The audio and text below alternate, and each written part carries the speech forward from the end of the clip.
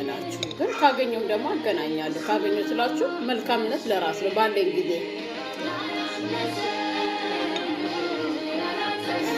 እሺ ሴቶች ተንቀሳቀሱ፣ እድልሽን ሞክሪ።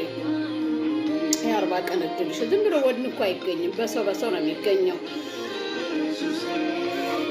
ዲብራዬ ማሬ እንዴት ነሽ? ትዳር አለሽ አንቺ?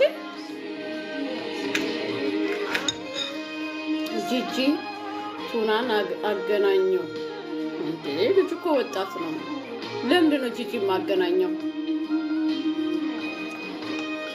ጂጂም ሴት ነች፣ የሚያንሳት ነገር የለም። ንቀት ነው አይደል? አቤት አበሻ ግን ጂጂ ስለምታከብረው ያን ሺህ ሰው ተጎልታችሁ ምን ልትል ነው ብላችሁ የምታዩዋ? ያ ልጅ እኮ ወጣት ነው እንዴ? 32 ዓመቱ ነው። ይሄ ሜሪ